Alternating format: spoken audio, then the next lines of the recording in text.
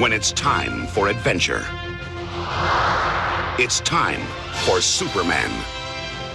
Alexander Salkind presents Christopher Reeve and Richard Pryor in Superman 3. This time, Richard Pryor has come to Metropolis. Oh, I'm sorry. And he's got something to sell. He's the best con man and the world's greatest computer genius. Let me tell you something. I can't ski. But then he falls for a scheme to turn the ultimate computer into the ultimate weapon. Well, what will it do for me? It will do anything you tell me to tell it to do. A machine so powerful, Baby! It's Daddy! it can control the Earth. Now, getting down to business. Change the weather. You know something? You're a genius. And reprogram Superman. Thought you'd never get here. Well, I hope you don't expect me to save you, because I don't do that anymore. He didn't die. I asked you to kill Superman, and you're telling me you couldn't even do that one simple thing. All right, Webster, the game's over. But only the man who pulled the switch on Superman Oh, see, I'm not with them, Superman. You could have fooled me, mister. can pull the plug on Super Machine. You're going to go down in history as the man who killed Superman. No. Thank you, brother. Superman 3. Watch the trees. This time is going to be the best time of all.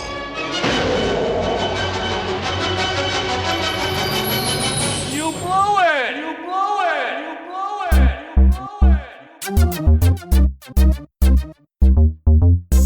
Welcome to You Blew It. This is where we watch turd sandwiches in high definition, reliving our childhoods one Blu-ray disc at a time.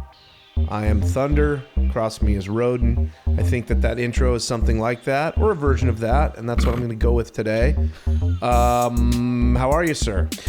I'm pretty good. I'm pretty good. Back at the Family Fun Center. That's right.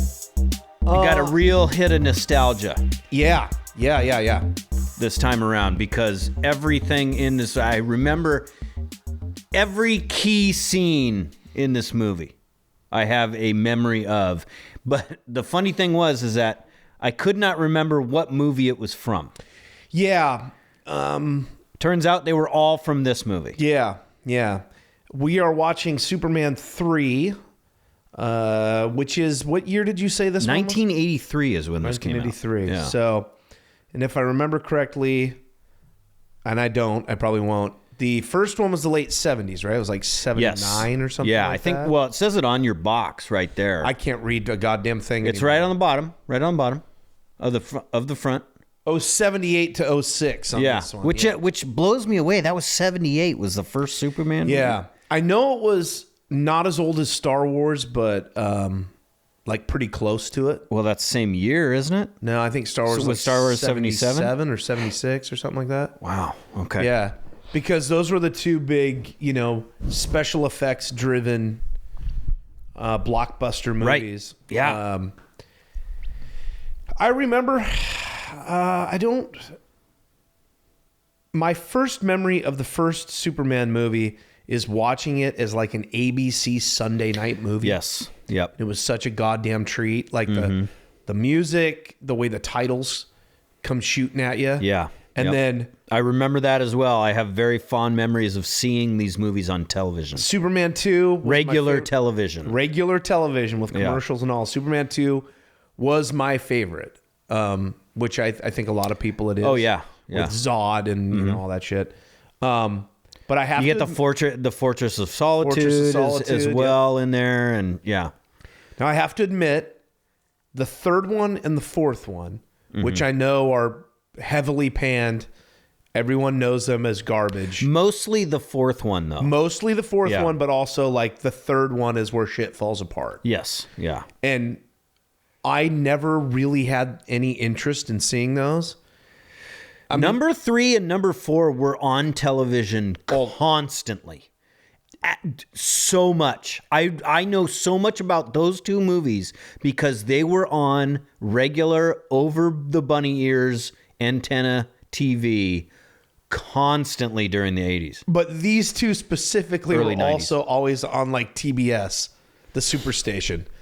Sure. Because I know that I would flip by them and I'd stop and go, oh, this isn't Superman 1 or 2. Right, and I might watch it for like a couple of seconds. Yeah. But I think I, like you, had those two in my, like, things mixed in my mind where I didn't know which one was which. Yeah, sorry, I wasn't totally clear on when I was saying that earlier, but out of the Superman movies, like, I thought that a lot of the scenes in this movie were from different Superman movies. Got it. And you found out But now they that were it's all from this okay. one because I've seen it so many fucking times. Yeah. Yeah. That's kind of the same way. Like, Superman 2 is the one that I've seen the most. Right. So, but these, oh boy. We have it playing in the background like we normally do. Yeah. It starts out very slapsticky. Like, It's just a Warner Brothers cartoon, Looney Tunes cartoon. Yeah. For a good 10 minutes in the beginning of this. And this is a Warner Brothers movie, too. Well, yeah. Now, were the first two Warner Brothers as well? They were, right? Yeah. And then the fourth one is canon. Well, yeah. I don't know. I don't know how that shit works. I mean, I think they're all Warner Brothers in some way. I guess so, because the IP or DC was actually but I believe Canon. Canon is the fourth one. Like, that's notorious. The like, production company. Yeah, the production company that made it. Yeah. Boy, there's a part of me that wants to say this is the best Superman movie ever. Because it is so batshit crazy, dude. Nuts. It's bananas. There's so much happens in this movie. It's fucking insane. And like you, bits and pieces of this I was totally aware of. Richard Pryor's stuff. Yeah. The supercomputer at the end with the chick that turns into a computer robot thing. For all of like maybe 2 minutes, which I remember like was a huge part of the movie. Like, I always remember it's like, wow, this is like going on for like 20. Well, it sticks in your brain because it's absolutely terrifying. It's terrifying. It's fucking so scary, dude. So scary. Yeah. This is the movie that made me afraid of technology. Evil Superman drinking at a bar. Yes. I knew all of this Flinging from TV. peanuts and almonds into fucking like the bar itself, like just breaking bottles, like shooting bottles essentially with peanuts, flicking peanuts. What else? His fight against himself in the junkyard. Yep. All of those bits and pieces I had seen in some fashion flipping through channels. Right. But like you, I didn't realize they were all from this one goddamn movie. Yeah, dude. I guess the only Superman fucks a chick in this movie too, by the way. He has to. Yeah. I mean, he does. He fucks. Totally bones owns Pamela Stevenson. Yeah. Yeah. Now, what I do remember of 4 is the evil nuclear guy that he fights or whatever. Yeah. That's Nuclear Man? It's really just called Nuclear Man. Nuclear Man. Okay. Not from any comic book. They just made him up. Yeah. All I know from that one is the various scenes where I've seen him like fighting that guy and then also him throwing a bunch of nukes into the sun. That's all I know of that movie. Right. That's it. Right. All right. So. Okay. This thing starts off all slapsticky with kind of the version of titles that were from the first couple of movies, because they always had like the titles shooting at you, but this one they're kind of at the bottom of the screen. They're really large, and they're fading away over the top of this slapstick nonsense that's going on. Yeah, all this shit that's just kind of happening in the streets of Metropolis. Yeah, right. I guess I did skip past the fact that the movie starts off you being introduced to Richard Pryor's character, Gus something. Yeah, I can't remember the last name. It's fine. But he's in a what kind of it's like unemployment office. Yeah. And trying to collect. And they're like, you've been fired from too many jobs or something, right? And so he finds on the back of a matchbook, become a computer programmer, call this number, make lots of money. So while all this slapsticky shit is going on, And the slapsticky shit is going on while Clark Kent and various others are making their way to the Daily Bugle for their work day. Right? That's when all this shit goes on. Now, is it Daily Bugle or is it the Daily Planet? The Daily Planet. I just mixed up Spider-Man and Superman. Spider-Man and Superman, yeah. Is it? They're both the Daily though, right? I think so, yeah. Or maybe one's just the Bugle and one's the Daily Planet. I don't know. I can't remember. I fucked that one up. I should know that for sure. But it is the Daily Planet though, isn't it? It is the Planet. Yeah, you are okay, right. Okay. Yeah. You're also introduced to this woman walking on the sidewalk when all this shit's. Well, a lot of the guys are just amazingly gorgeous blonde woman played by Pamela Stevenson. Yeah. There's some prevert on set who has set up her outfits to highlight her breasts and ass. Yeah. In a way that works very well. So you said as a kid. Oh my God. As a kid, I was in love with this woman. Yeah. Absolutely in love with this woman. And I have hardly any. She was in History of the World Part 2 with that Mel Brooks movie as well. I had no recollection of her being in this movie other than the very end when they have the fight scene. I knew that she was like an assistant in that. Mm-hmm. But I'd never seen like her walking on the sidewalk or her at the top of the Statue of Liberty enticing Superman to come and fuck her. Yes. Yeah. And so as a gentleman in my 40s, still works. Yeah. Still works. It works incredibly well. Yeah.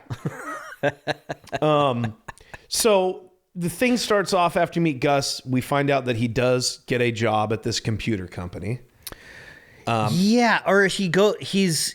he's training at the end of kind of the slapstick mess that's going on.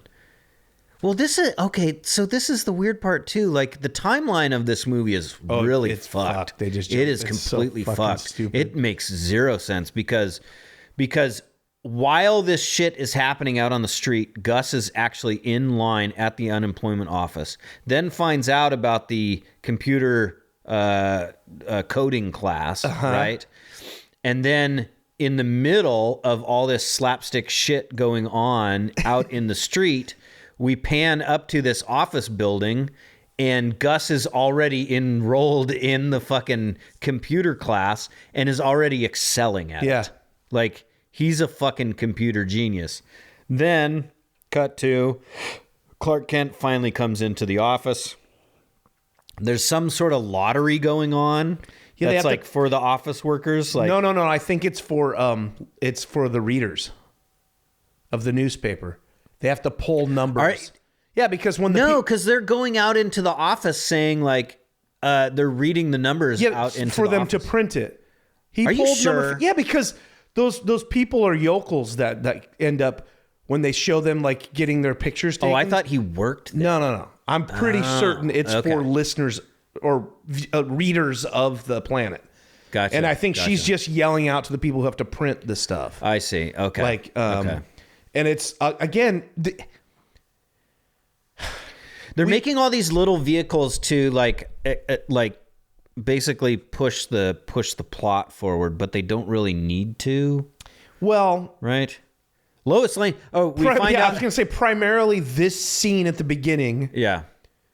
Is just explaining how they're getting rid of Lois Lane for the entire fucking movie. Yeah, because she's going on vacation to Belize or something. Belize, like that. or something like that. Yeah, one of the places that Carmen Sandiego goes. Yeah, she's going there. Right. And for the rest of the movie. Yeah, she's gone, dude. She is gone. I never remembered that, but she flies the coop on this one. Yeah. She doesn't show up until the very end, where she comes back and she's got like this really odd looking bronzer tan to make her look tan. The only I had one run-in with Margot Kidder. Yeah, you said that at a Comic-Con quite some years ago here in Seattle. It was the Emerald City Comic-Con, and I just remember like I introduced myself. I said hi to her. I talked to her for like, just said a couple words. Did you pay to talk to her? I did not. And I always felt bad about it because she had no line. She was just sitting there reading a book. And like I was like, man, that woman looks really familiar. And I kind of like walked up and I was like looking at her headshots and stuff, and I was like, Margot Kidder, where do I know that? And I'm just standing there, and she's not really looking up either. She like acknowledged that I was there, but then she just went back to reading her book, and it was just kind of a sad thing. And then I realized who she was, and I was like, oh my God, you know, I Fucking Lois watched Lane. all these movies when I was a kid. It's such a pleasure to meet you and stuff like that. I think she said something like, would you like a picture or something like that? And I was like, no, I'm good. I'll trade you this bag of Doritos for your fucking I just always felt so bad about that. Like I was like, should I have, in that situation, should you just go, yes, I would. Yeah. Okay. No, sure. I mean, No. look, especially how long ago it would have been where I would have been at an Emerald City Comic Con. Yeah. I wouldn't have had enough money to spend on a fucking random picture of her autographed or whatever. Right.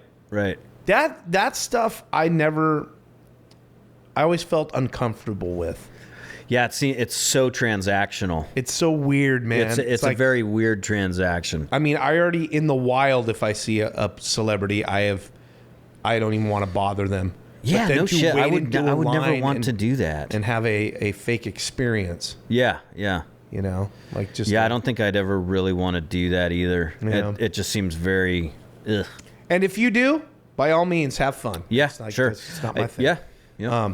I'm realizing this as we're watching this too, that there has to be people out there that are big fans of like Superman and the Superman various iterations of movies. Sure. And they're probably listening to us going, yeah, dummies.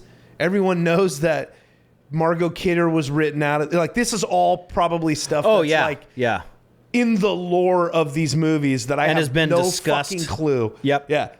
Discussed ad nauseum for decades. And we're like, I'm not looking it up right now. This is the first time I've seen this movie probably since the very early 90s. This is the first time I've seen it credits to credits. Yeah. Like from beginning to end. It's one of the greatest movies ever made. I said It's one of the greatest movies ever made. I said early on it's probably the best Superman movie ever made. But now that you put it that way, I might agree with you on that as well. It is such a batshit crazy, weird ass fucking movie. And again, yeah, dude.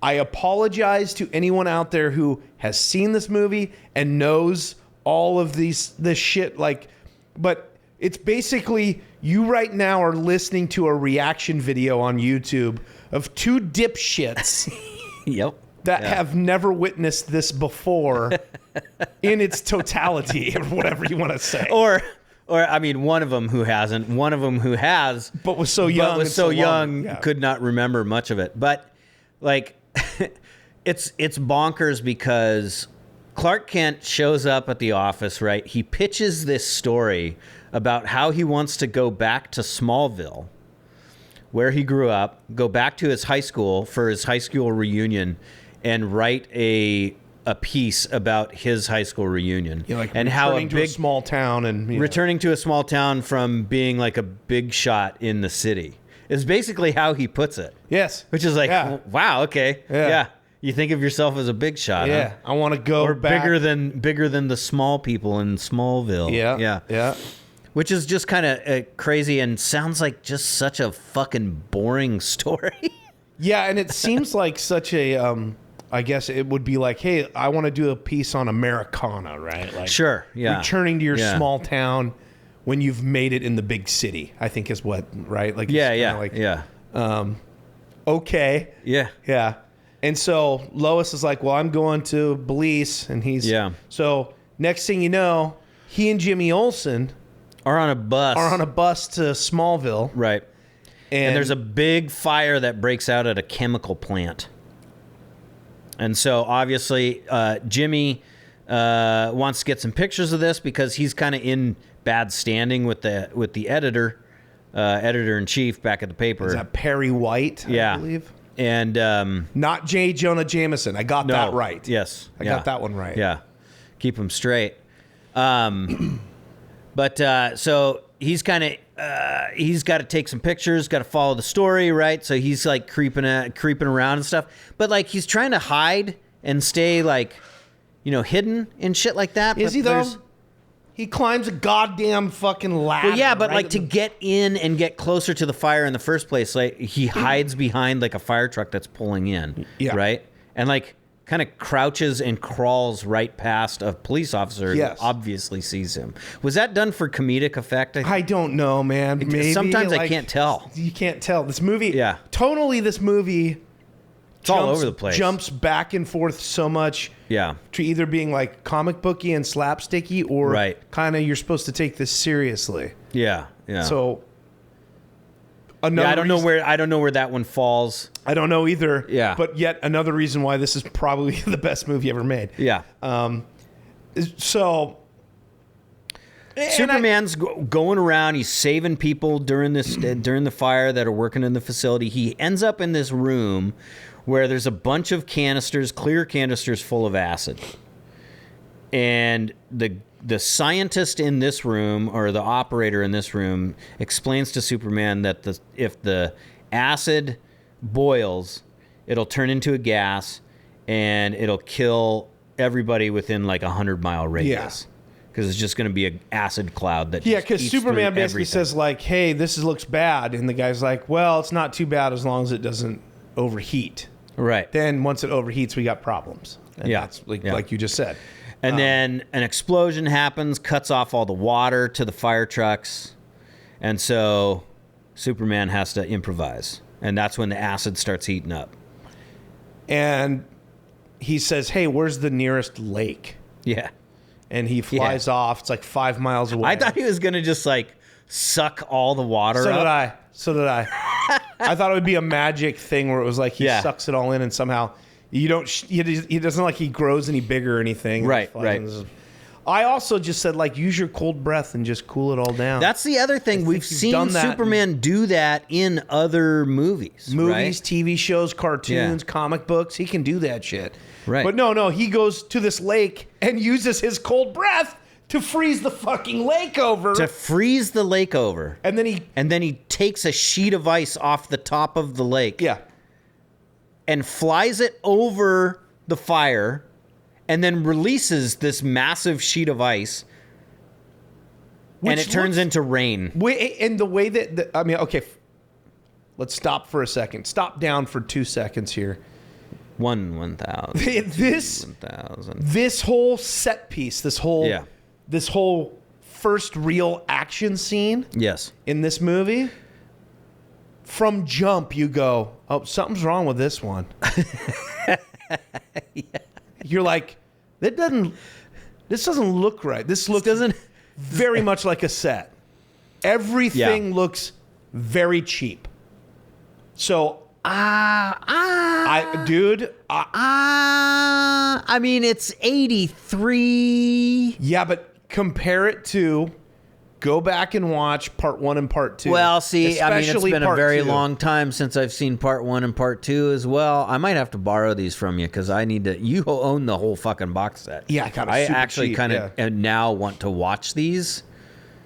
Go back and watch these. It's like. Well, let's just talk about the fact that like the way the movie is written is for obviously there's other than like putting a fire out, which is like a lame thing for Superman to do, and fight a computer, which is another lame thing for Superman to do. They clearly wrote a smaller movie. Yeah. They got rid of 2 of the stars from the first 2 movies. Yeah. Jimmy Olsen, we forgot to mention, he falls off the ladder, breaks his leg. He's gone the rest of the movie. Pretty much, except for when the people who win the lottery at the newspaper, Jimmy Olsen takes pictures of them because he's got a cast on his leg, he has to stay at the office. And Perry White makes a joke about, I should have fired you. That's right. Yeah. And also, that's the only time you see Perry White is at the beginning. In the middle, when they're doing this, sending these people off who won, and at the end of the movie again. Yeah. Yep.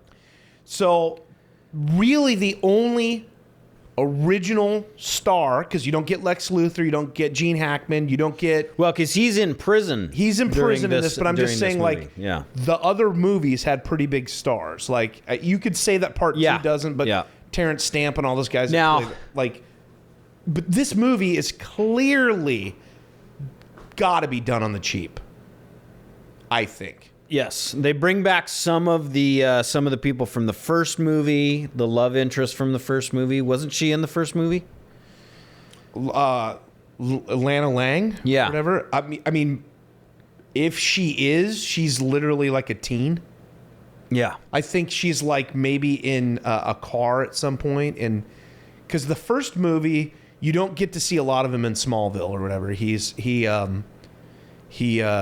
see him like running fast. You get from his dad, like, kind of teaching him how he needs to deal with his powers. But you're not there very long, if I remember correctly. You're not there very long at all. Like, you might get introduced to her, but that's a completely different character. But it's completely different girl because they're young. Oh, it's not this actress. No. Oh, okay. And then part 2, I don't even think you. If you go back to Smallville, I think in part 2, it's just so he can find something that helps him, I think, get to the Fortress of Solitude, something like that, or helps him reverse his, because he loses his powers, it reverses his powers back. That's right. Or something like that. Right. Yeah. Yeah. But I don't think Lana Lang is in either one of those. Oh, really? Okay. Yeah. Okay. Because they show a picture. It's interesting because when he gets to his high school reunion, we're introduced to Lana Lang, right? Yeah. And there's pictures of Lana Lang, and then because she was the she was like the prom queen, and then the prom king was her boyfriend. And I think it's explained that her boyfriend became her husband as well. Yeah, he's the father of her child, but we don't really know where he is. I think he took off. But it's Carrie Ewells. Yeah, I didn't notice that. I wasn't watching when you said that. It's like a very young Carrie Ewells. I think that's how you say his name, right? Uh-huh. Isn't that his name? I don't know. Sure. Princess Bride fame, Yes. Yeah. And so I thought but that I was didn't know that was his interesting, name until you said his name and then you said what movie. And I was like, oh, that guy. Okay. Yeah. Didn't know that. So that's what made me think like, oh, they must have been in the first movie. No. Yeah, but maybe he just wasn't that big of a star. Christopher Reeve. It was 83. He wasn't that big of a star yet, I guess. I always forget, is it Christopher Reeves or Christopher Reeve? I have no idea. Because the I think it's 50s Reeves. TV series, the guy who that played was his Superman. dad. Christopher Reeve's dad. Was it really? Yeah. Shut the fuck. You didn't know that? No. Yes. No, it's two different. One is Reeve and one's Reeves. Oh, I thought they were actually related. No. What? That's why I always get them confused, because I know one is Reeves and one is Reeve. Okay, don't believe me. I don't. I always thought they were. I always thought they were related. Oh my god! You know what we forgot to talk about though? Probably there is one action scene at the very beginning of the movie during all the slapstick shit. Because a car crashes, lands over the top of a fire hydrant, and then the fire hydrant fills the interior of the car up with water, and then airtight too. Airtight car. People can't get it open, can't smash the window for some reason. Yeah. Clark's got to change into Superman to get this guy out. Yeah. Yet another example of what a lame thing for Superman to do in the third Superman movie. Like at this point, each one of these movies should be topping the previous. Like that's how these blockbuster sequels work. But apparently the Salkins or whatever their names. Christopher Reeve. Okay. And the other dude is something George Reeves plays Superman in the 50s TV series or whatever. So George Reeves. Okay. Did you? Am I right? George Reeves. Yeah. Yep. Yeah. Yep. So it's Christopher Reeve and George Reeves. Okay. glad we got that all figured out and solved. So he gets to Smallville. Wait a minute. Oh boy. We're gonna Never mind. We're gonna legislate this real time. Never mind. Nope. Sorry. He gets to his reunion. I was trying to figure out if it's his 20-year reunion. Is that what we're going on here? That I think they don't really say. Well, it shows like a headshot of him in like 64. It says Right. So it's like if we're going by this movie came out in 83, so it must have been if it's like, you know, following the year that this movie came out, then it'd be the 19-year reunion. Do they even do reunions every year? No, I don't think so. And they don't really specify, but it's more or less 20. It's probably 20. Yeah, it's probably 20. Yeah. So he gets there, he connects with Lana Lang, finds out that she's no longer with a fella. I guess we missed the dialogue whether this guy died or ran off. Yeah, or whatever. have no clue. And there's a drunk there played by, I figured out after a while. The character's name is Brad, and he is the best. He's a drunk, and he's trying to get down Lana Lang's pants. Yeah. And his whole thing is like, there's no one left in Smallville, so you might as well get with me. You might as well get with me. And he's just a creep. He shows up all the time. He's always kind of watching and always trying to help her son out, which doesn't really help him out. And while this is going on, Gus is working at this computer company. Right. And in just hanging around talking to one of his coworkers, his coworker explains how with all this money they're moving around, there's half cents that either get round up or round. Does he say they round up or round down? I think they round down. Yeah. So he's basically saying like, hey, there's a half a cent that if you could find a way to pocket it, they wouldn't even know about. Yeah. Which you know is also the plot of Office Space. And Office Space makes it known that they references like that. Oh, just like Superman 3. Yeah. Which I always thought was so funny. Me too. And it's basically the same exact thing happens, right? So he writes a program to like pay himself all of these half cents. Yes. And then the check shows up like a week later and it's for $85,000. Yeah. Like way too much. Way too right? much, yeah. And so obviously he like goes out, buys a Ferrari. You know, we're talking about Gus now. We're not. Gus. We're now off of Office Space. Yeah. Richard Pryor's character. Yeah, and his character, no explanation as to why he understands computer program. He's just a savant. Yeah, and this is not a term that you should say anymore. But he's an idiot savant. Like literally, the character in the movie is a moron. He's a bumbling idiot. Like that's the whole. He's comic relief in this fucking movie. Right. But he somehow and not great comic relief. By the way, this is not great Pryor. No, because I think there's probably a couple of things going on here. I would say one, he was very restricted. They were like, okay, this is a PG movie. Yeah, this is a kid's movie. Yeah, and this is before, I would guess, PG-13 rating. This is before Temple of Doom, and Temple of Doom's the first PG-13 movie. So they were probably like, this is PG, so you can't go buck wild, because we all know Richard Pryor had some, like, especially his comic albums and stuff were like very, very blue. Oh, yeah. And so now, let me ask you this, because again, I'm not super familiar with his career. Richard Pryor's? Yeah. But at this point, what would have made him one of the biggest stars at this time? Would it have been his team-up movies with Gene Wilder? I would assume that had something to do with it. I know that they tried to do a Richard Pryor sort of... well, I think he was very well known as a stand-up comedian. Like, I know that, but like that, especially when you're doing the kind of comedy he does. Yeah. That doesn't get you into blockbuster movies like this. Well, it's an odd choice as to why they put him in this movie. Other than him being a big star, it doesn't really make sense to put Blazing Saddles had come around. Wasn't he in Blazing Saddles? No, he's not that I'm aware of. Didn't he have like a small part in Blazing Saddles? I don't think so, but Oh, okay. The Toy, Stir Crazy. What years are let's those? see. Like those? The Wiz. Was he in The Wiz? Yeah, he was in The Wiz. Wasn't he?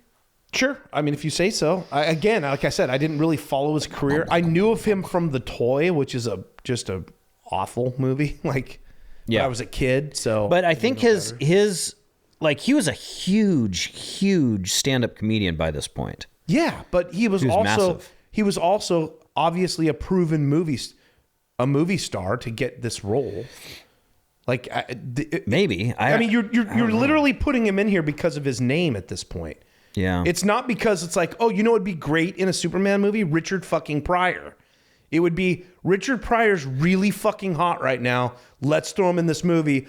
Oh shit, he's completely fucking hamstrung because he can't do his style of humor. Right. And the other theory I'd have is, do we know if this is one of is this part of his time where he was like sober?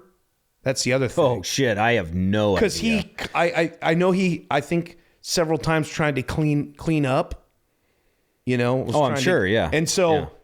my spidey sense on this Superman movie is that, one, he couldn't be unleashed completely, and two, maybe he was like sober. That's Maybe just my spidey sense. Yeah. So I mean, he had done Car Wash with Richard Carlin by but that point. That was way- 1976. I was going to say that's in the mid 70s. Yeah, I mean, he had, he has a ton of specials out. That's what I prior said. to this, too. They also tried to give him his own, basically, kind of Yeah. SNL sort of thing that didn't make it past like 5 episodes, but was very, like now looked back at as like very innovative and very groundbreaking. But yeah, I think he probably had proven himself at the box office by this point from his other Gene Wilder and maybe Yeah. The Toy. Maybe The Toy was a big deal. I don't know. But anyhow, and I don't know if The Toy came after or before this or right around this. I don't know. Before. Okay. According to this. The Toy was 1982. Oh, okay. Yeah. Yeah. So, and that's the thing. They were probably like, we need to get another big star in here, and fucking there you go. But to your point, Yeah. when they let him run amok, Yeah. run amok, it's still not very funny. not very funny. Yeah. Like they do this whole bit where he's explaining how Superman saved the day, and he pulls a tablecloth off and starts wearing it. As That a was cape. like one of the only funny parts, though. I mean, you mean like the fact that he pulled the. He tried to pull it out underneath like all the stuff that was sitting on the table. Sure. That classic whole bit. Classic bit. Yeah. Then wraps it around like a kid would with a towel to pretend he's Superman. right. But then goes on to explain what Superman did. Yeah. And it's not funny at all. No. Nope. Yeah. So Where are we? Where we're at is while Clark Kent is in his old hometown trying to get with Lana Lang, Yeah. Richard Pryor has figured out, or Gus has figured out how to get the $85,000 or getting this money, and he gets too much. Mm-hmm. And so the Lex Luthor wannabe guy who runs this whole company, Yeah. Is actually kind of impressed by it. yeah, he finds out Yeah. that someone has been stealing money from him. So this guy must be really smart, however he figured this out. Yeah. It's so smart that it's going to be very difficult to find him. And they look out the window, and of course, Gus shows up in a Ferrari. Pulling up to work in a Ferrari. Yeah, so they're like, okay. And so he calls him up, wants to see him. And so now Gus is all freaked out. Like, I don't want to go to jail. Yeah. And this guy's like, no, you're not. Because it just turns out that the guy that runs this whole company is evil. Yeah. And he's like, you're very smart, and I want to use your smarts to get more money and Right. be more evil. And the first step in doing that is to access a satellite that can control the weather over Colombia and ruin the coffee crop. Because he wants to be the king of coffee. And or he wants to own all the coffee. Yeah, and so far he's already got a bunch of coffee, but the thing that's holding him back is Colombia. Of course. The country of Colombia. Yeah. So, but he needs to have a computer. Like, I think the way he explains it is, I don't want to be traced back. Right. So we need to find a computer at a small company that it's capable of doing this, but it's kind of untraceable, is my understanding. Right. And so where would a small place be where he could do something like this? Where could he go? Where could he go? Small Thunder? place? You're saying? Maybe Smallville? Yeah. Oh. And who's in Smallville right now? But Clark Kent. Clark Kent. Having a picnic with Lana Lang and her son out in a field. Yeah. Right next to these wheat fields, right? Which I thought for sure when you said, oh, there's going to be like a tornado or something. Because they got the wind blowing and shit. The wind's blowing and shit. I thought there was going to be a tornado. Like, yeah. But good job on Richard Lester, or whoever this fucking director is. Yeah. Who built tension by having the winds whipping around here. Uh-huh. Yep. Totally fucking got us off track. That's right. Dude. That's right. Because that would take some visual effects and some doings. Mm-hmm. So it would be way cheaper and way better and way easier to film. Just have the kid bonk his head on a rock and pass out in the middle of or knock himself out in the middle of one of these fields while combines are collecting all the wheat and coming right for him. And Superman's got to go and stop that from happening. Saves him, gets Lana Lang all wet, and Yeah. Yep. Poor fucking Clark Kent, dude. Just you know what? Just save a kid by yourself, non-Superman. You can't do that, dude. Why not? Just fucking come on. You have to keep the facade that. Well, if that's the case, then just stay fucking Superman at all times then. And just go out and just fuck. So just have sex with a bunch of women that want to have sex with you. Instead of trying to just be like, why don't women want to have sex with Clark Kent? Just be Superman all the fucking time. Who cares? Right?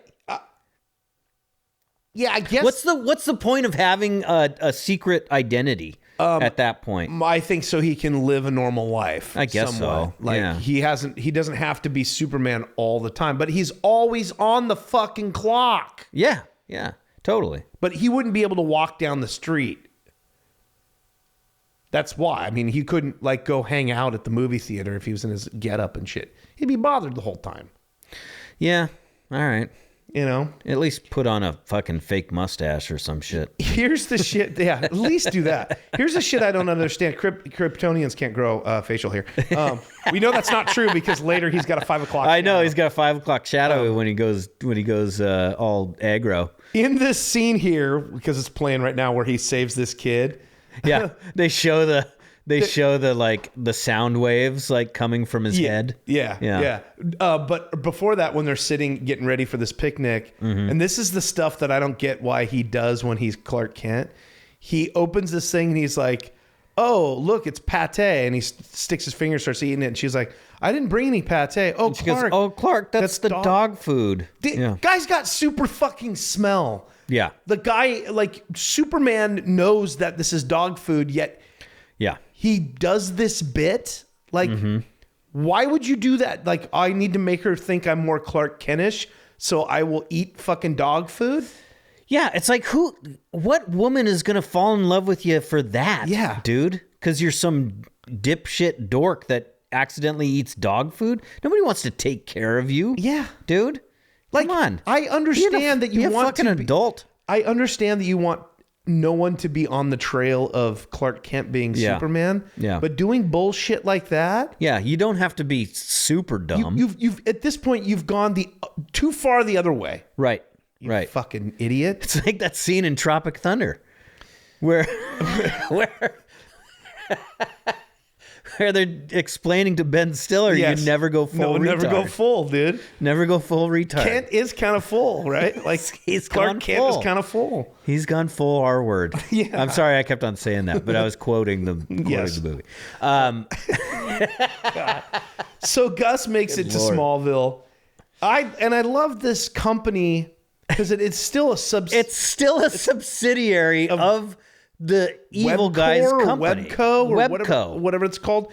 The worst fucking logos you've ever seen.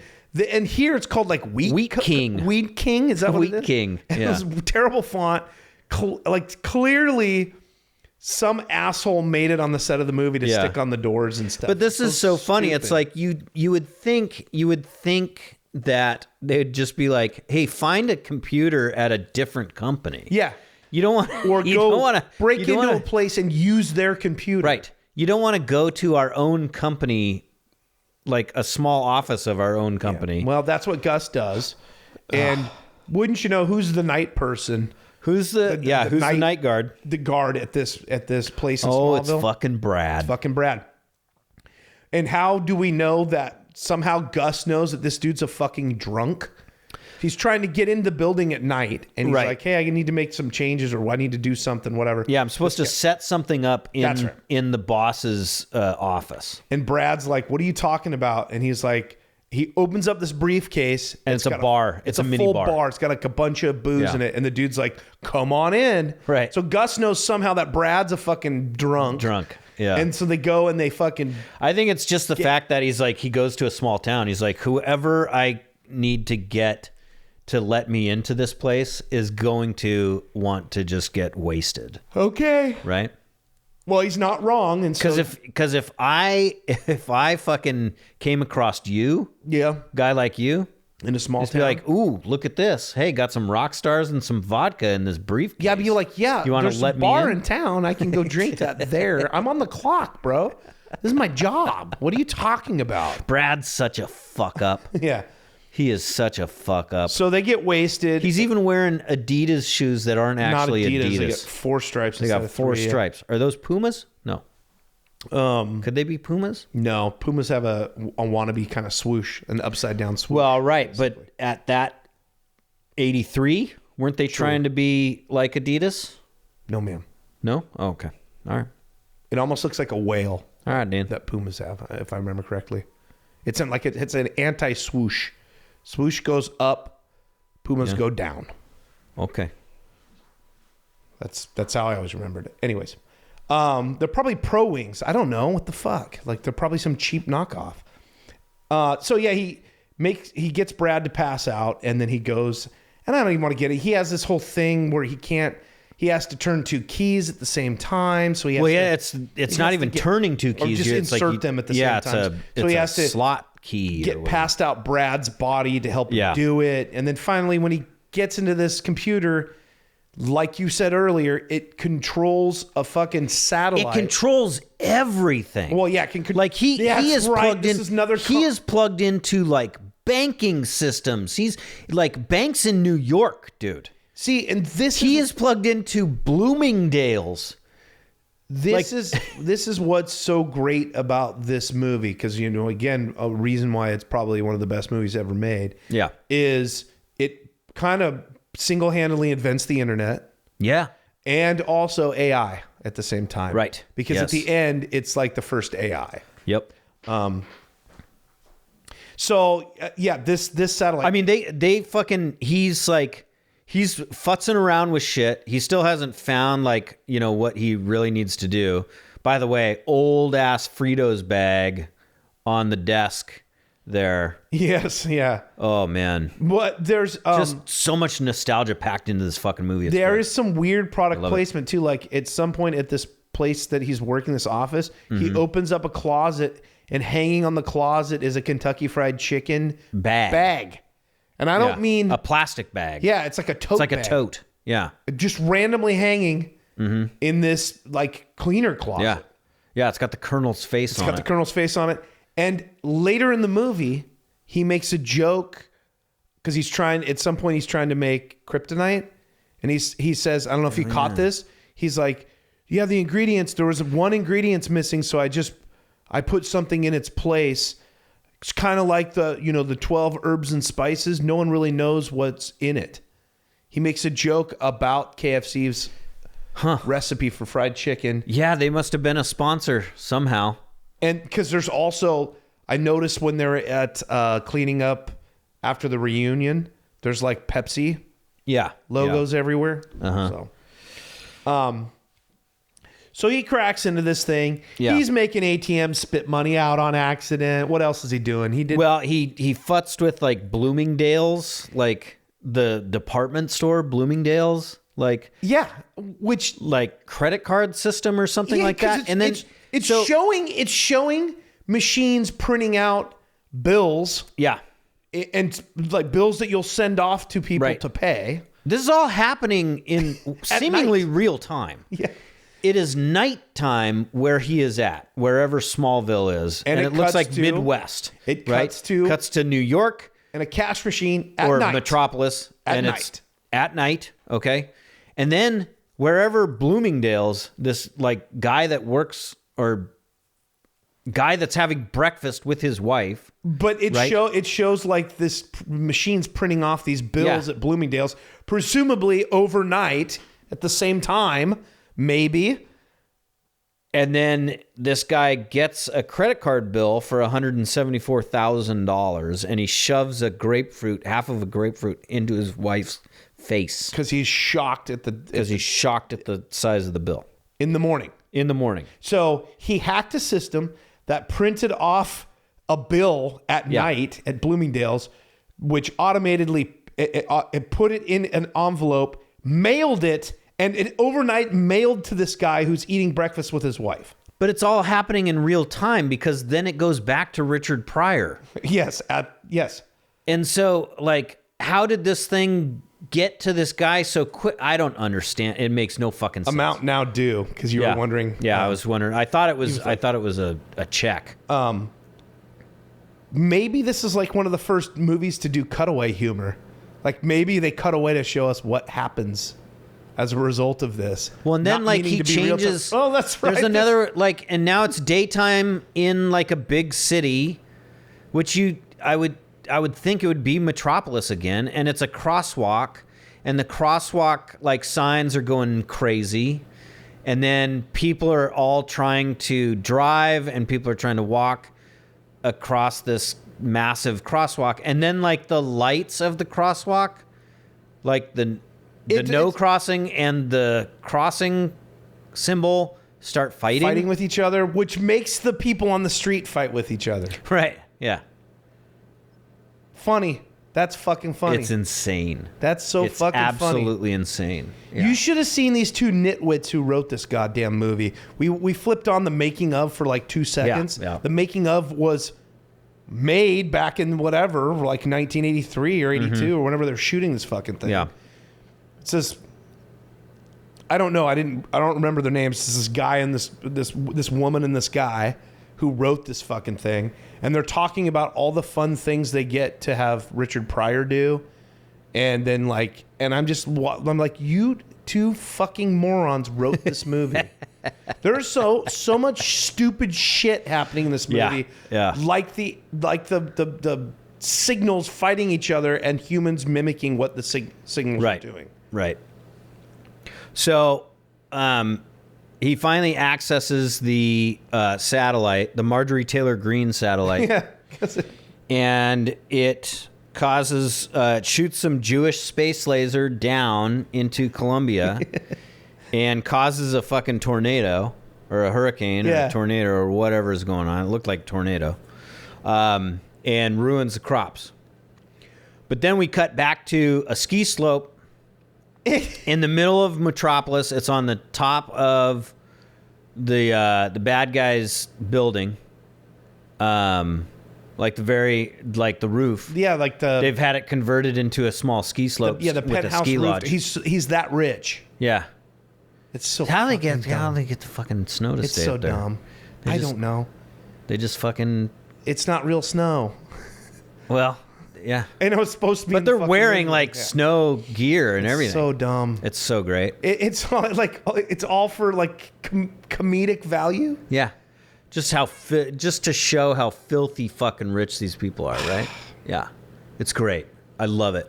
I absolutely love Yeah, it. it's so probably this the is best where movie ever made. this is where Richard Pryor comes back in and is like, "Hey, I'm sorry, but Superman fucking kind of saved the day on that." And they're like, "What do you mean?" And this is when he reenacts, And so this is when he reenacts everything. which then does cut-ins that kind of show us how he was Doing he flew it. in and he reversed this tornado. And Yeah, then he reversed the tornado by flying inside of it. And and then using his heat vision to He dried- dry out the crops. he dried out all the crops. so fucking dumb, dude. It's so great, dude. Dumb. It's so great. And so While they're on the ski slope on top of the building, while they're trying to come up with a new plan, his hot girlfriend says, "Why don't you just get some kryptonite?" Yeah. And so Richard Pryor is like, puts some of the skis on and like starts like going up climbing up the slope and then skis down. All of a sudden, super freaked out because he doesn't know how to ski, and then Yeah. skis off the side of this Oh skyscraper. my god, dude! Lands on a portion of the. How many stories does he fall before he lands? At on least 68. Like, this is a massive a building. massive building? Massive building. I thought and, Superman was going to save him. For That's some what I thought too. But he reason. just falls so far. he lands on like the mid half of the building, which is like slanted, sloped windows, and then from there just seemingly lands on pavement. Yeah, he skis lands on the down the street. sloped windows and lands on pavement Yeah. on his feet. On his with feet. skis on. Yeah, yeah. So But there's this that. and this is after.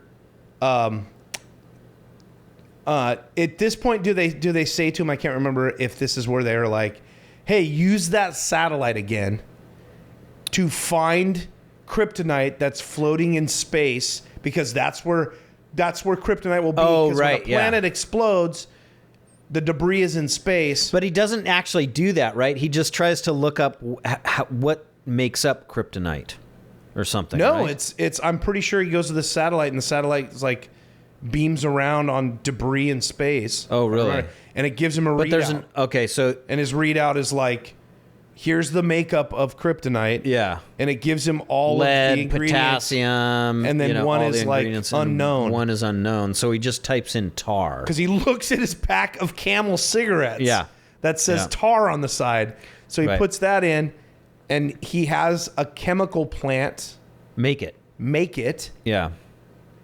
And then, meanwhile, Superman is back in Smallville because The kid that Lana was... Lane wanted to see him again, or the kid Yeah, I didn't wanted get this to either. see It's like, him and get his autograph or something. and we want to give you an award for saving... Well, no, I think it was originally he was just going back just to see the kid and give the kid like a Autograph? an autograph. Yeah. Right? But then the town found out about it and wanted to they make wanted to this do a big celebration. like celebration parade kind of thing and give him a key to the city. So while they're there, Richard Pryor shows up in like A military jeep. a military jeep and a costume suggesting that he's a general. Yeah, he's supposed to be like Patton. Yeah. Like, he's Yeah, got the dressed up stupid like hat Patton. on and all this stuff. He gives this crazy speech. He gets up on the stage, gives this crazy speech about how we need plastic and chemicals. And then says, "Hey, we have a gift for you, Superman," and breaks out this like big chunk of what looks like kryptonite, but it seemingly doesn't have any effect No. on him. And you can see that Superman is like, this is weird. Why is he giving why me is he this giving thing me that this looks thing? like kryptonite? Right.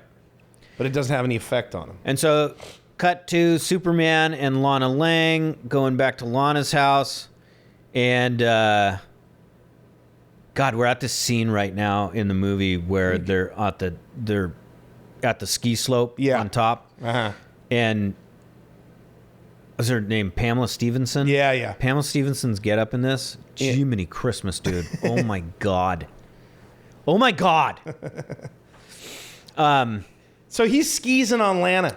She's like, he has, Yeah. young Billy. As Superman. As Superman. He is Superman at this point. Yeah. And he's like, thanks for that lunch. That lunch was really good. She's Yeah. like, yeah, my kid Billy or whatever the fuck his name is. Yeah, what is his Billy. name? I think it's Billy. It's like he hasn't had an afternoon nap in so long. Must have been an exciting day. And then all of a sudden, Superman's a skis. Like she's like, hey, I just got word that there's a truck that's gonna fall off this bridge. You should go down. And he was like, no, I always make it there in time. Yeah. Let's go sit down on the couch. Yeah. And he's like skeezing on her, but then he kind of catches himself, like, whoa. Well, she's like, don't you need to go and save that? And he goes, yeah, I do. No, and I then, do.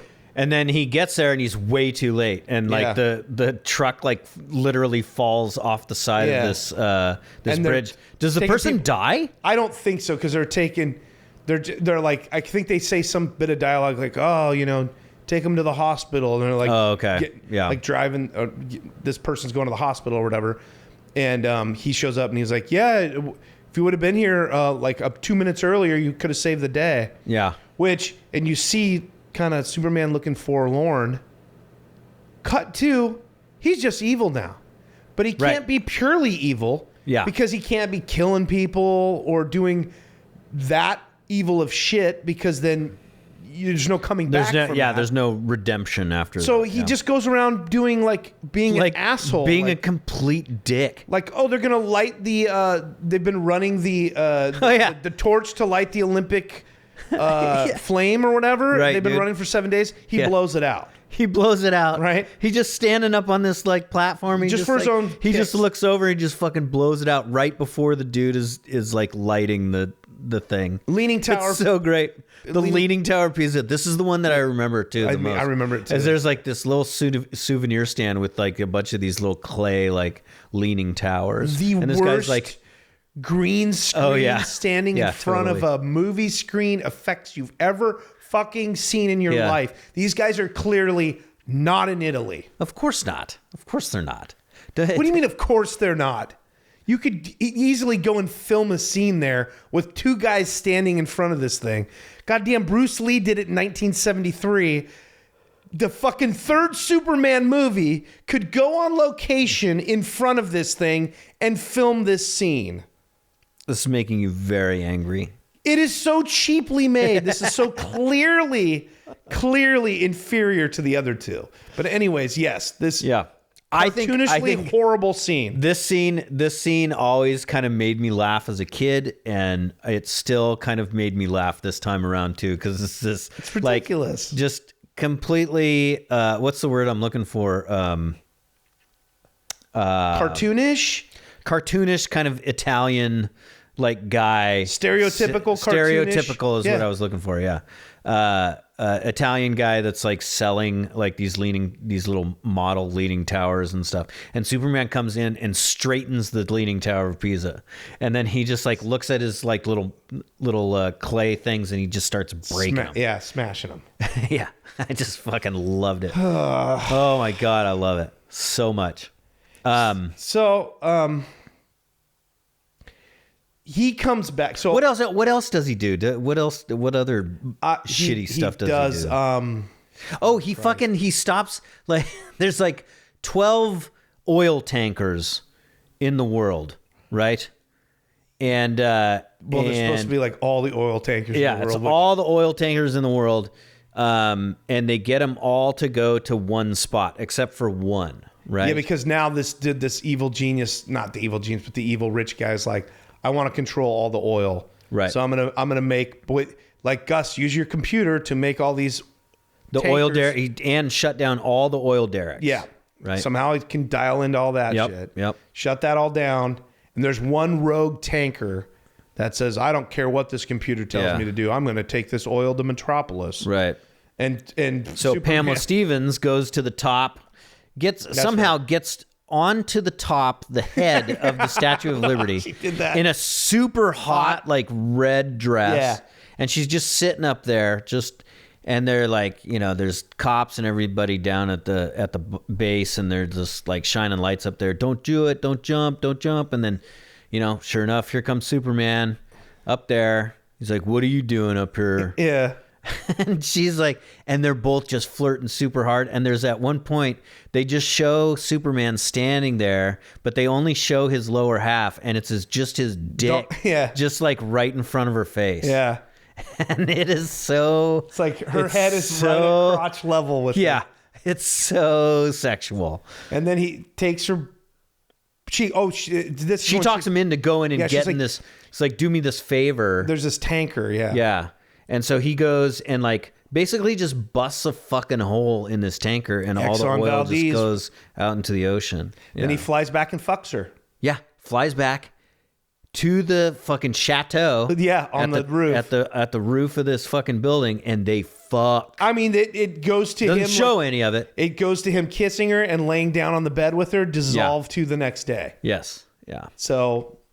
And at this point, I think he's in the bar, right? Yeah. And this was another one of those scenes where I did not realize that this was in this film. Yeah. But I always remember it. What do you do if you're an evil person? You go and sit and smoke. You drink at a bar in broad daylight. In broad daylight. And you flick peanuts off the counter to destroy all the bottles.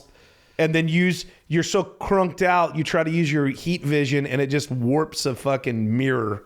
Well, I think he did that to just warp the mirror because he could see himself in it. That's a good one then. Yeah. Those writers, I got to give them better credit than that. Thank you. That was lost on me. That is some good stuff. I thought it was effective. Yeah, that is effective. Like he's so shameful of himself that he warped he was the ashamed mirror. of himself. He didn't want to look at himself. Warped the mirror. Yeah. And now his suit colors are all muted and muddy and dark. Yeah. He's got like a 5 o'clock shadow. That's how you know it's evil Superman. Yes. Yeah.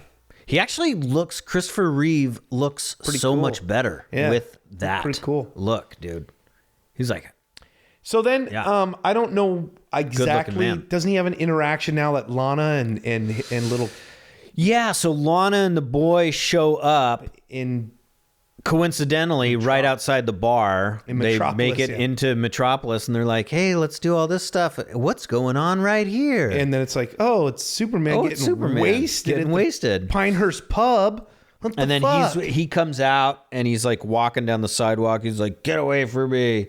And then the Billy is like yelling at him like, Superman, you're better than this, Superman. I always remember this as a kid too. Yeah, because it's like echoing in his head. What did he say? You can do it, Superman. Yeah, he said like you can. You're just going through. His terminology is really funny. Yeah. You're just going through some hard times. You're going through a slump. You're going through a slump, Superman. You're just in a slump, Superman, or some shit. Like, and then he's flying away, and he just kind of like, and he like crashes into a junkyard. Yeah. And this is where like his psyche separates. Yeah. And so it's bad Superman against Clark Kent. And I think... And they fight. This is like an internal battle. Yeah, it's like a metaphor for... It's playing out for us. Yeah. To watch kind of what's happening internally, right. I think. Yes. So he's fighting Clark Kent, which is the good in him. Yeah. And it's a pretty good scene, man. That's not a bad scene, actually. Yeah. And it's pretty fun. And of course, Clark wins. Right. And Superman's good again. Mm-hmm. Mm-hmm. So and then he instantly goes and we skipped over the fact that at some point when he's pissed at Gus and Gus can't do anything right. So at some point, Gus tells him, hey, look, I lied about the ingredients to fucking kryptonite.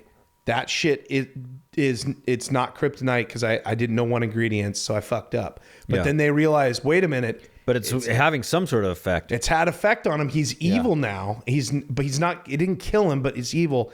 And then Gus is like, well, I've got something that can. It's a supercomputer, and I've got the schematics to it out of fucking nowhere. So the guy's a programmer who somehow knows how to program. He doesn't know why, but now he can build a supercomputer. Fucking AI. Yeah. Fucking AI.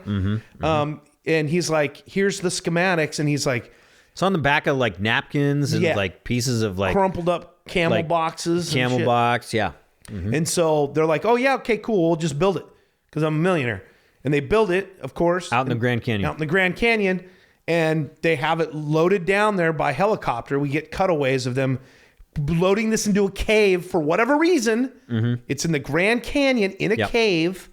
That's where you build supercomputers. And when he says, what does this computer do?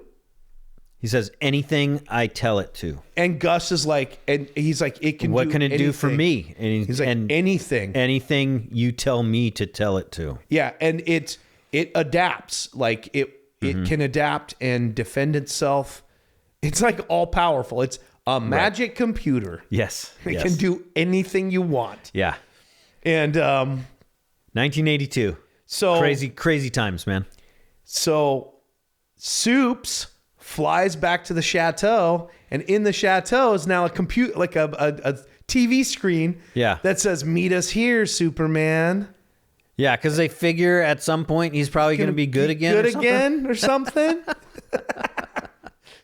So then he's getting ready to fly to the Grand Canyon, and they're taking small balloons, hot air balloons. These weird, like little balloons. weird little balloons. Personal balloons. Right. With like propellers on the back. And Gus is like, no, I'm not doing that shit. Yeah. I'll take a donkey down. Yeah. It's like these people are so filthy rich. Just fucking use a helicopter. It's so dumb. They just unloaded. You the just shit down there unloaded a with whole bunch of shit helicopter. down there. By the way, again, with the timeline in this fucking movie, dumb. like they just built this. Like they get down there. Instantaneously. They get down there. I mean, this structure is fucking massive. Massive. Like where'd they get all the power? Nobody knows. No one knows. Yeah. There are now missile defense systems like built into the ground that come up out of the ground. that come out of these like secret compartments. in the ground. Completely looks like dog shit when they come out of the ground. Oh, I thought the looked great. worst look. I thought the it looked miniatures looked like someone No, was like, you're wrong. You're wrong. No, You're wrong. no, they You're wrong. literally look like this. No. Hey, my Uncle Todd has a fucking train set. Yeah. And he's got a really cool mountainside scene Again, on one of the welcome fucking to 1983. No, dude. wrong. Yes. Wrong. No, you're wrong. You are wrong about this. 1983 fucking Raiders of the Lost Ark was already made. Fucking And you know what Return they of used? the Jedi, Empire, and Star Wars were made at this point. Yeah. Do you know what they used in all of those movies? Miniatures. That looked amazing. These missiles looked awesome. These looked like dog shit because of the little amount of money they were willing to spend.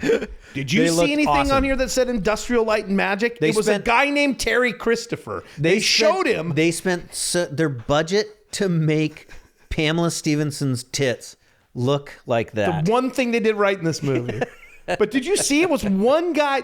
Here we go. We're looking yeah. at stock footage. Stock footage of some Olympics that took place probably in the late 1970s. It's so clearly not the same film stock used in this movie. No, not at all. It's horrendous. Yeah. A Superman movie is using stock footage of a crowd. It's so funny when he blows this shit out. It's so great. Oh my god. Fuck. Okay, so the obviously the three that make it down to we keep on forgetting to mention that the sister who's also evil, the sister of the owner of the company, right? The fucking Lex Luthor Light. Yeah. What's his name? By the way, I don't know, and it's probably a stupid fucking character from the comic books. You know what I mean? Oh, do you think? Yeah, you think so? Probably. Okay. Some assholes are out there just angry at us for I know. knowing that goddamn name. I mean, this is probably especially when you're talking about like comic book movies. Oh, yeah, it's Ross Webster is the character's name, but Robert Vaughn is the actor. Robert Vaughn, which I don't know from many things. Really? I couldn't. He always plays kind of the villain. Yes, But I mean, I can't tell you another movie. Like, I've seen him in a lot of shitty, cheesy shit. Mm-hmm. Like, especially towards the end of his career, he would just show up. He was like one of these names that you'd put in a movie that was going straight to video that would give you cred. You know, like a fucking David Carradine before Tarantino allowed him to make a movie again. You know, these kind of fucking guys like that. Like Cameron Mitchell is another one that would show up all the time.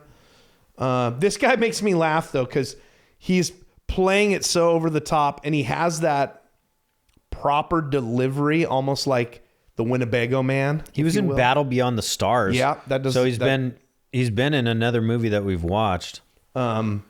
He's also reminds me a little bit of the guy who's the bad guy in the country club in Caddyshack.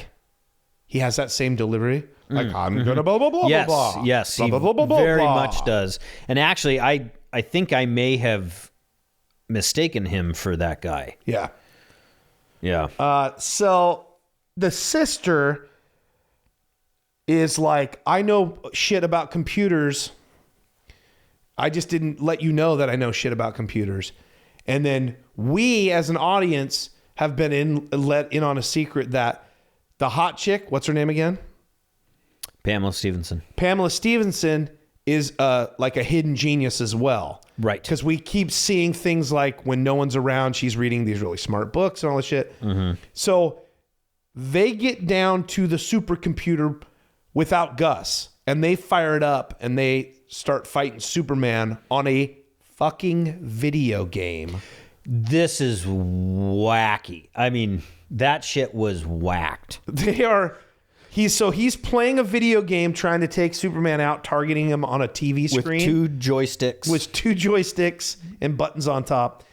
Which then cuts to real life, which are these missiles trying to take Superman out in the Grand Canyon. There's also on the screen that he is working off of is a score. The score. It's got a top score. Yeah. Or a high score. Yeah, it doesn't make any sense. I mean, it does, because he's getting 100 points every time one of these missiles blow up. This fucking movie came out or was being made when it's like, hey, let's make it about computers and video games because that's what's cool right now. Yeah. Yeah. It's unreal, dude. It's just so fucking... And I'm like, oh, yeah, I guess missiles will take out Superman. Of course. Why, you know? And then, so... Superman finally Gus gets down to the cave and is like, what are you guys doing? What the fuck are you guys doing running my machine? And then Superman shows up. They do all this various things. Finally, the computer is so smart that it figures out, oh, I know that by scanning this humanoid, I figured what his weakness is, and it's kryptonite, and I can just create a kryptonite ray.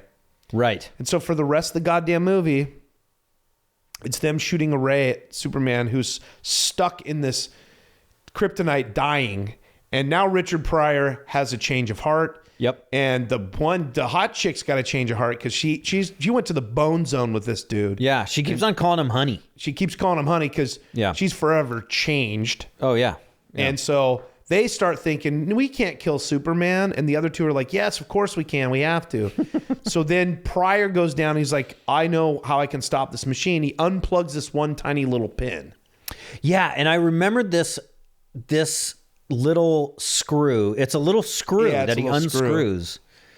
And it looks kind of like a big pill, almost like a big round Tylenol. Yeah.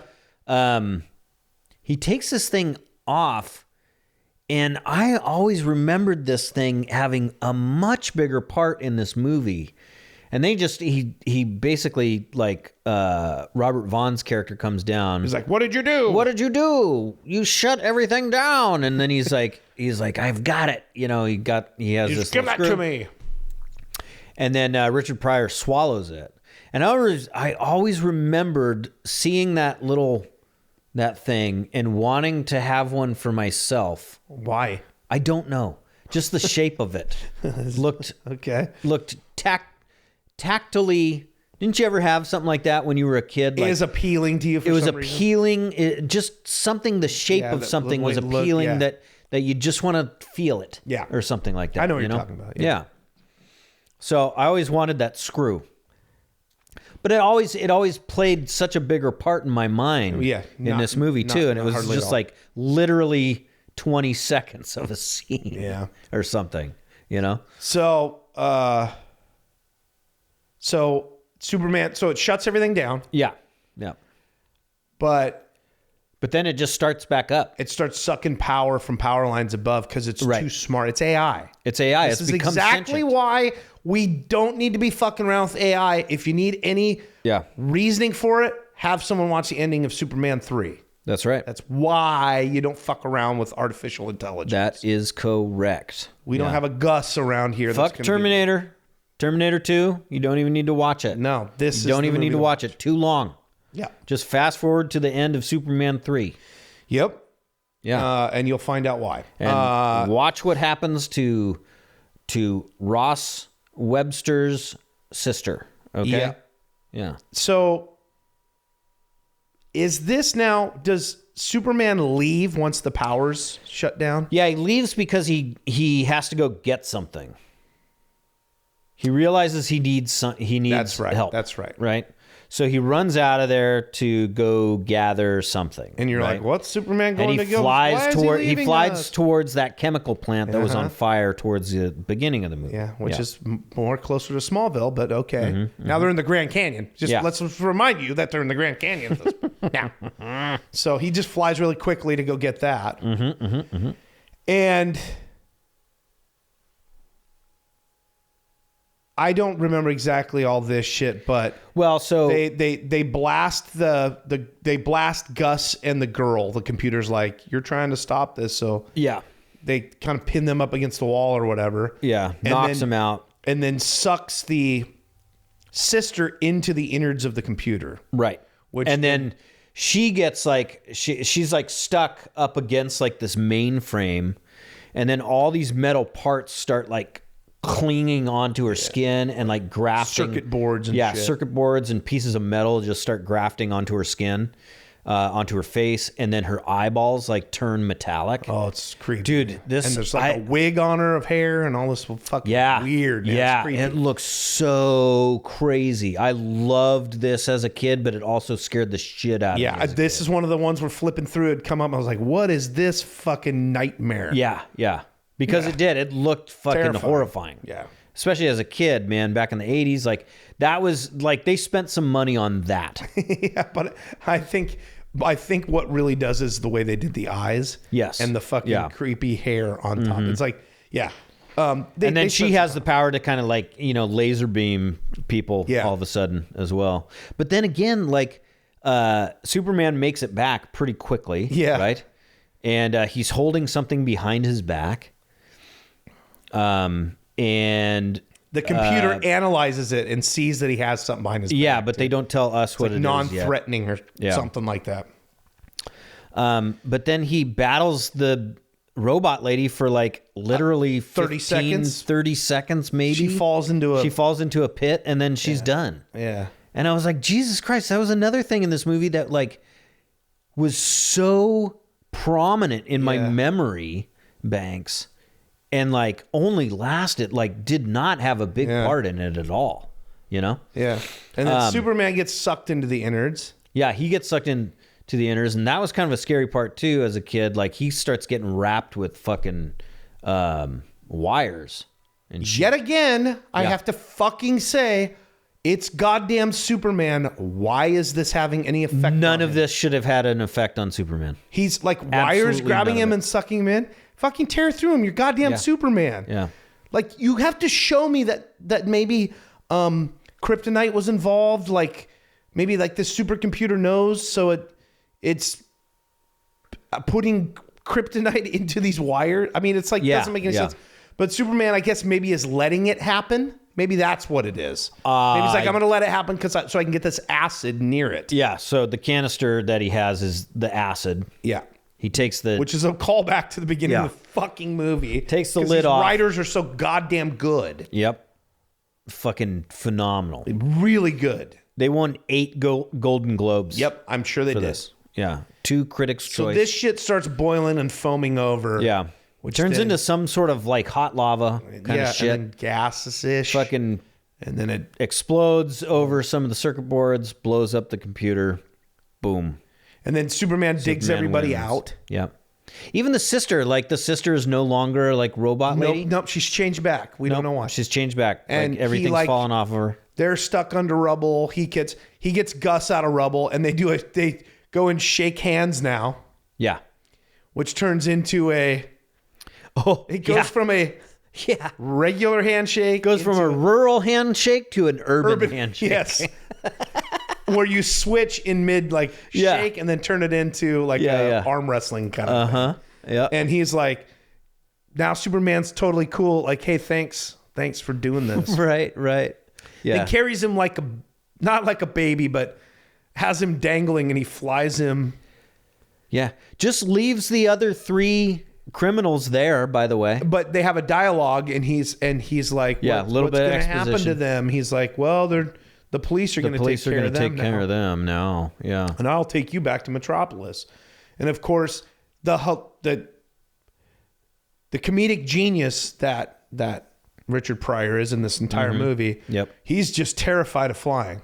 Right. Just put me down wherever you want to put me down, whatever, right? So they end up going to a coal mine or coal yard where people are like extracting coal. And there's like piles of coal all over the place. And so he grabs a piece of coal and crushes it in his hand into a diamond. Giant diamond.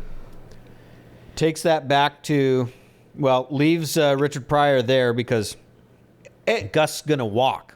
Yeah, Gus doesn't want to fly anymore. And this is batshit stuff too. So Superman says, hey guys, do you guys have a computer? He's like, yeah, our boss got a tiny little computer up in one of the rooms here. And he goes, this guy Gus is a computer genius. Give him a job. Have your boss give him a job. Okay. Yeah. Superman flies off. Just like these dudes that are covered in coal dust. Like have some sort of sway with the boss. And then Richard Pryor's like, Gus is like, yeah, I don't want to work here. No, I don't want to work here. And then he's like, how far is the bus?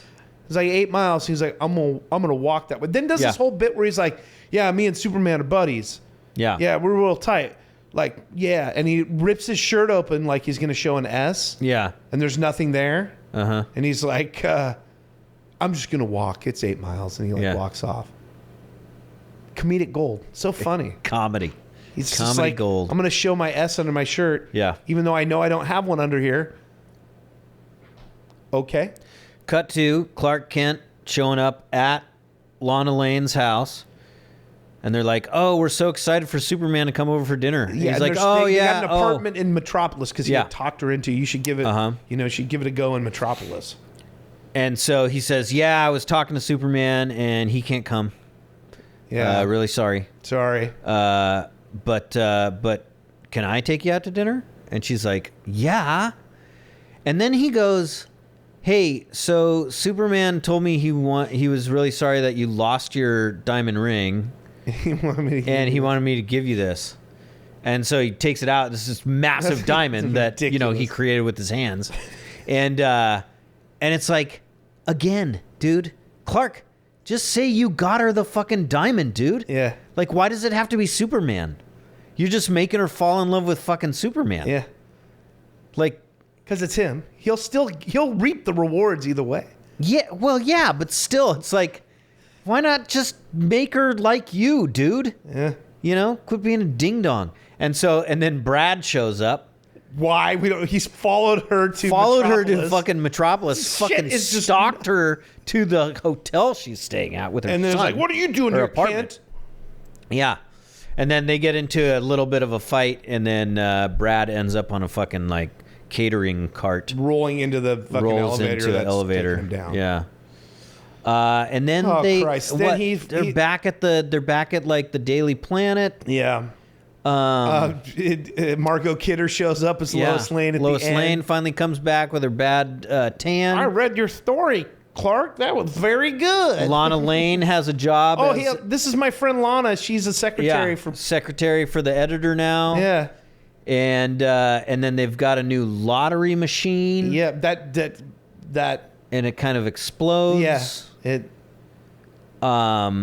And then like, look what we have now, so you don't have to pull numbers, and it just like explodes. Clark Kent says he's got to do a couple of things before lunch, and he goes and he redoes the Leaning Tower of Pisa. Yep. And by the time he gets there, the guy has straightened up all his statues. The souvenir seller, yeah. That none of them are leaning anymore. Right. And Superman makes it lean again, and he smashes all of his shit again. Funniest part of the movie. Funny joke. I'm sorry. Funniest part of the movie. That guy, way funnier than Richard Pryor. Yes. Comedy fucking gold, dude. And so, I think that's it, right? Cut scene, right? Yeah. So, one thing that I did like when he ends up getting into, like when he first shows up at the Grand Canyon, the supercomputer, and the hot chick's up there behind the controls. She says, "Hi, honey," or she says something to him, and he goes, "What does he say?" He says something like, "That wasn't me." Oh yeah. She goes, like, "The other night." She goes, "But what about the other night?" What about the other night? Yeah. And he goes, "I'm sorry, that wasn't me. I wasn't myself. I wasn't myself, or something like that. I Yeah, apologize. yeah. Like, Oh God. And she's just crestfallen, dude. Yeah. Because she got some real deep dick in. she did, and you even said that you thought, oh no, and then we forgot. This is one of the best parts too. He goes and fixes the Exxon Valdez. He Right, goes and yeah. he just uses his magic breath again, the one that he couldn't use to put yeah, out he the fire. blows the oil He back blows it into the- separates it from the water. Yes. Could you imagine how far out that oil has spread at this point? Yeah. He comes back. He just blows it right back it in. separates from the ocean water right back into the hull of Yeah. the ship. It looks like a reverse diarrhea. It does look like a reverse diarrhea. Then he bends all the metal back and Yeah. uses his heat vision Yeah. to fucking weld Without it all. exploding that fucking whole tanker. By the way, why is the tanker still there? Hasn't it been like a week? Wouldn't they be like, holy fuck, there'd be all these crews there trying to soak up the oil and try Yeah. to stop this disaster? No, they're just there. I swear to God, this whole movie takes place in one day. I think you're right, dude. I think you're right. The whole movie is just one day, maybe two. I think maybe we 2 made days. a joke too that he needed to go suck the semen out of the Oh my God. I didn't want to go gross with it, but yes. Yes. Like if I he will wants take to make credit for that everything joke. right again. Yeah. Reverse suck the semen out of that Yeah. poor woman. Yeah. Because God knows what that super semen's going to do to her, dude. It's already been discussed in 7 Kevin Smith movies. Oh yeah. You know? Yeah. They just blast her into space. God. Oh my God. dude. Best Superman Yeah. movie ever. How would Probably he- the best movie ever made. I fucking love this movie, dude. It's I so absolutely love it. It's so so much absurd. happens. This is There's one of the so longest. much. This has got to be one of the longest episodes we've done. I think in you're a right. Very I was long looking time. at my It's clock. An hour and a I'm half. like, yeah. There- It's too much. There's too much.